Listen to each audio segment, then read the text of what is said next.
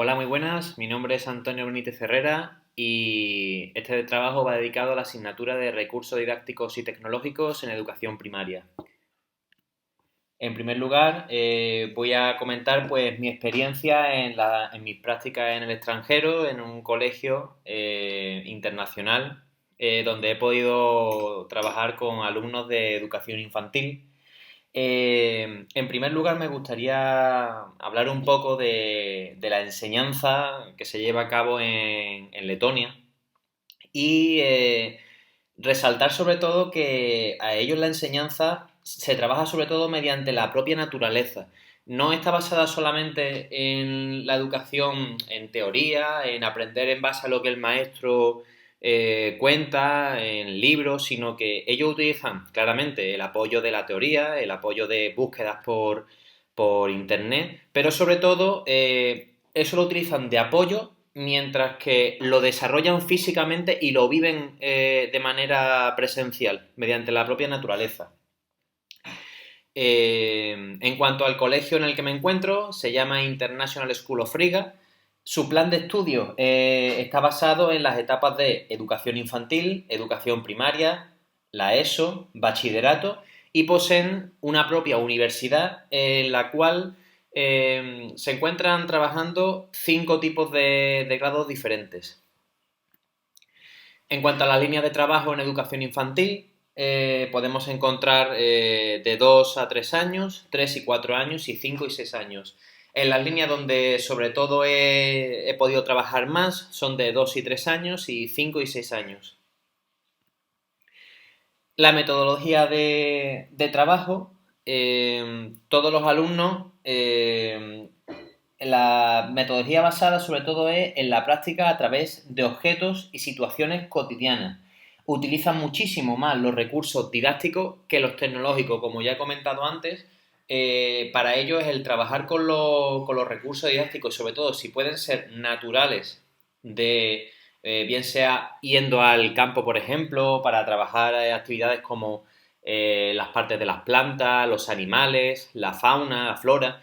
Ellos utilizan muchísimo el viajar hasta los bosques, por ejemplo, para desarrollar este tipo de aprendizaje porque es cierto que los niños, cuando ven, por ejemplo, una actividad, por ejemplo, en el tema de las plantas, la ven en una pantalla digital y están viendo las partes de las plantas, sí, la están visualizando, ven el nombre con las flechas señalando las partes, pero cuando he podido comprobar de primera mano que los niños están en el campo y ellos mismos son los que arrancan, por ejemplo, una planta del suelo y se dan cuenta de que la parte por la que están cogiendo la planta es el tallo, que debajo de la tierra se encuentran las raíces, luego están los pétalos. Todo eso ellos lo están viviendo de primera mano y el aprendizaje he podido comprobar que es mucho mayor que con una simple foto en el aula.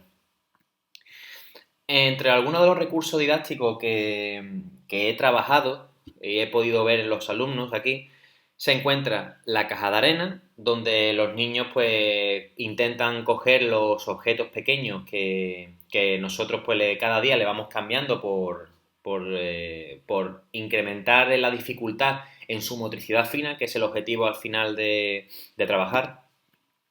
Los rincones de juego, entre ellos, por ejemplo, pues en estas imágenes podéis comprobar el rincón de la cocina, el rincón de la lectura, el rincón de construcción.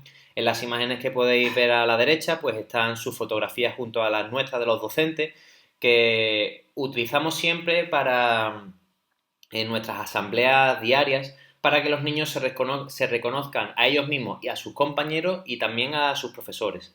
Y debajo se encuentra el rincón de la lectura, donde la maestra en este caso pues le está contando una pequeña historia y les hace preguntas para comprobar si ellos han entendido y están comprendiendo sobre todo lo que escuchan. El calendario de aprendizaje, otro recurso didáctico muy utilizado diariamente en nuestras asambleas para trabajar tanto los números, los días de la semana, los meses, el clima. La caja de escritura es un recurso muy bueno ya que me sorprendió bastante de que a estas edades los niños, apenas teniendo 3, 4 y 5 años, ya sabían perfectamente escribir en la cajita de arena con sus propios dedos las vocales, algunas consonantes, y muchos de ellos ya saben escribir perfectamente sus nombres. Materiales reciclables para dibujar a su libre imaginación, pues mediante ellos los niños traen de sus propias casas algunos materiales que les pedimos. En este caso, por ejemplo, pues esta chica nos está mostrando un rollo de papel higiénico, la cual ha pintado con sus manos. Hemos situado papel translúcido de color y también muchísimos materiales que podemos encontrar en las aulas.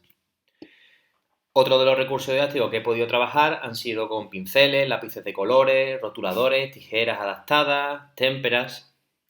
La pizarra digital, los altavoces, tablets y portátiles también se encuentran en este centro, solo que no son utilizados de la misma manera que los recursos didácticos, como ya he comentado antes. En este caso podéis observar a dos alumnos, los cuales los maestros le nombramos a los padres de que cada semana X padres nos deben mandar una foto sobre las actividades que sus hijos han realizado en sus casas.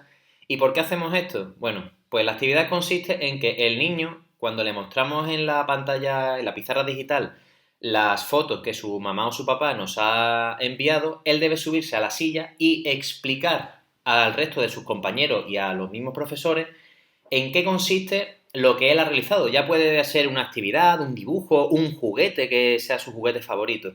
Y esto simplemente nos sirve para observar si el niño es capaz de expresarse correctamente, las palabras que usa, si es capaz de relacionarse de manera normal con el resto de sus compañeros, ir perdiendo la vergüenza. Los bloques de construcción también es un material muy utilizado por los niños para potenciar su imaginación y su creatividad. El material deportivo, en este caso, pues en una clase de educación física que desarrollé, les di a los niños unos aros y les dije que jugaran con ellos de la manera que ellos creyeran.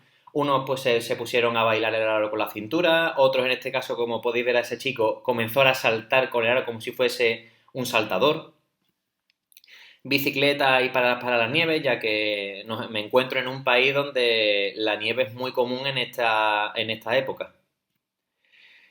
Y como conclusión, me gustaría remarcar la diferencia que hay entre Letonia y España. En el aprendizaje, Letonia se apoya muchísimo más en la teoría, pero desarrollada mucho, sobre todo en la práctica. ¿Por qué? Porque ellos, como bien he comentado antes, consideran la práctica muchísimo más importante que la teoría. No quiere decir esto que la teoría para ellos no valga para nada, no.